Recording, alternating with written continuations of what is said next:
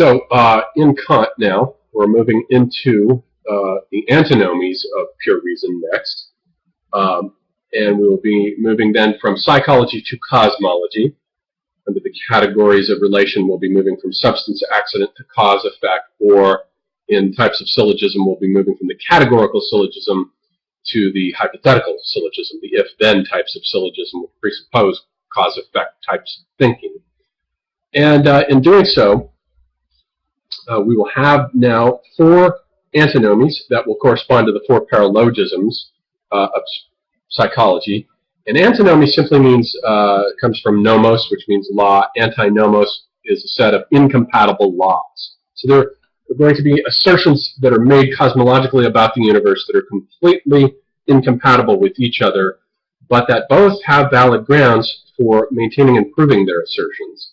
And so it isn't going to be the case that Kant is going to say, well, I'm going to side with one or the other of these. That's not going to be the case at all. He's going to say both are equally guilty of abuses of what he calls the transcendental illusion, of abuses of the pure reason in conferring synthetic unity on the manifold of the totality of the world, the totality of phenomena. And so with cosmology, we'll be concerned with reason's quest for the unconditioned that makes possible the conditions for all the other things that happen in the field of appearances. And so these 4 antinomies will correspond once again to our 4 categories of quantity, quality, relation, and modality. And corresponding to the first category of quantity, we will have the first pair of antinomies that have to do with the nature of space and time. Space and time, Kant says, are the original quanta. So this has to do with the category of quantity. And the first pair of antinomies, or opposed arguments, will have to do with whether in time the universe is infinite and never had a beginning, which is one statement, or whether in fact it had a beginning in time, which is its opposite statement. And both can be equally defended. Same thing with space, whether space is to be regarded as infinite and never ending, basically, or whether it has a boundary, whether it has a specific end to it at some point that bounds it.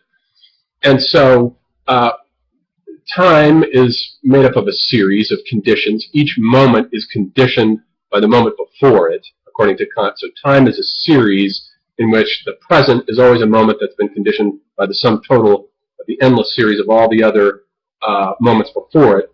Whereas space is not a series, it's an aggregate composed of units of space that coexist alongside one another in space. They're both aggregates, so they're both conditional. They both deal with conditions.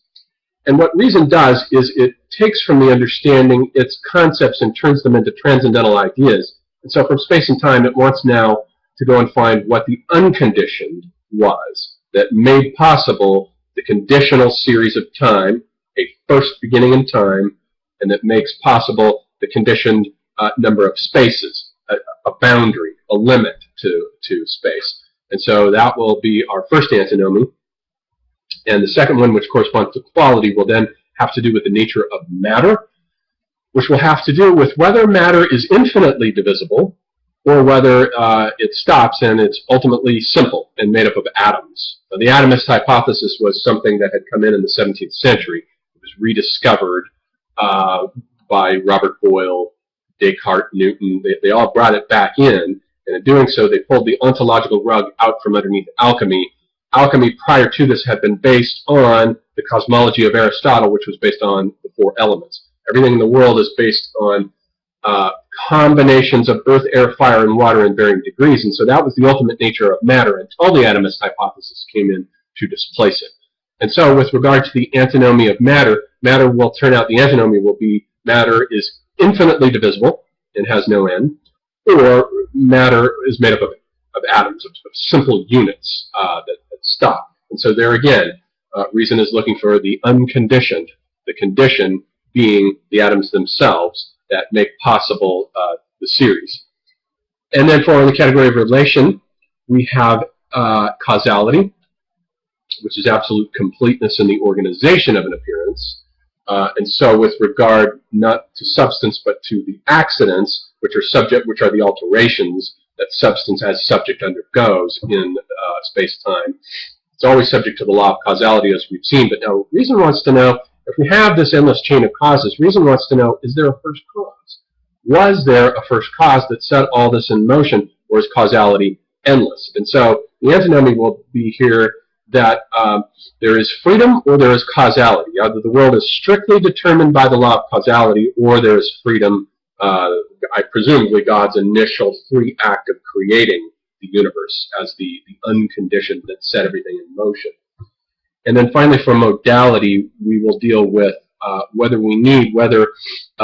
we'll deal with the absolute completeness as regards dependence of existence of the alterable in the field of appearance. Whether we'll need a necessary being, a God, involved in all this or not, or whether there is no need for a necessary being. That will be to give to existence its necessity. That will be the fourth antinomy.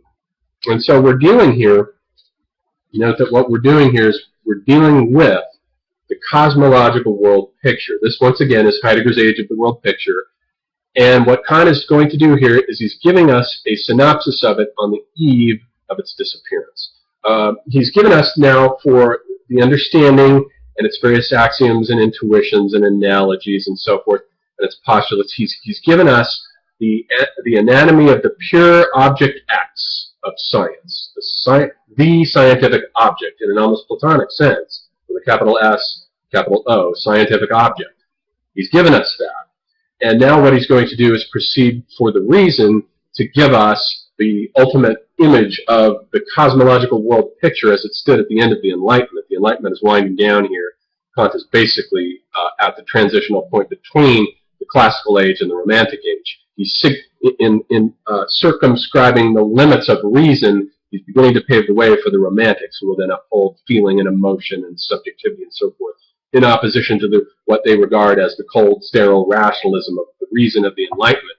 Kant has a foot in both worlds, so you can't dismiss Kant as a cold thinker. That's not what any of this is about. As he said, he had to make room for faith by circumscribing the limits of reason, so he's inaugurating the Romantic epoch, just as Goethe was doing the same thing in literature at about the same time. Goethe also embodies both the classical, the love of form and classicism, and the Romantic love of excess and Sturm und Drang. And so what Kant is doing then here is that he is giving us the synopsis on the eve of its disappearance of the age of the world picture, what Jean Gebser would call that macrosphere, which he calls the mental consciousness structure.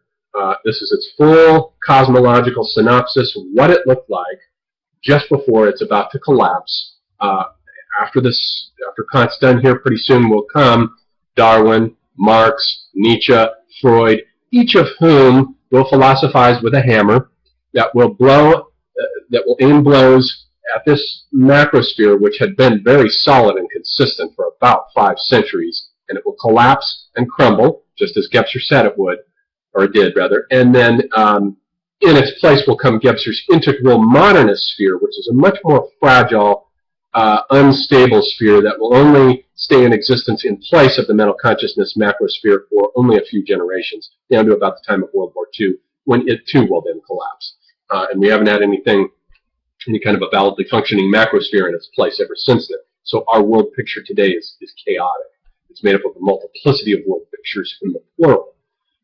But so this is it on its eve of disappearance, and it's going to collapse with the coming of these other scientists and philosophers. This is the ultimate statement of the physical world picture and the ultimate statement of the metaphysical world picture before science is about to gobble up the metaphysical world picture and take it in now in its proper domain in its quest for these ultimate causes, one of the outcomes of which will be, of course, the theory of the Big Bang, or the myth of the Big Bang. And there again, these ideas of the reason that Kant is talking about were traditionally, prior to Kant's time, of course, the eminent domain of religion and mythology. The world pictures of the nature that Kant is talking about here were precisely that which traditionally had been supplied by the great religious worldviews, all of which contain cosmologies about the birth of the universe, having a beginning, having a definite limit in space, and being composed of something. That's the job of religion. But now science is transgressing slowly into that domain, and Kant now is trying to disentangle the two and keep the one out of the other. He wants to make sure that human freedom is not threatened. Human freedom and autonomy is not threatened by Newton's rigid deterministic causal machine, in which if everything in the world is determined, what happens to human freedom in this causal nexus and meshwork, it comes under threat and it comes into question. So this is the age of the world picture at the moment, just before it's about to collapse, with its final great apotheosis, its massive survey done here by Immanuel Kant in the Critique of Pure Reason. So that's the statement before we begin to move into each of the antinomies proper.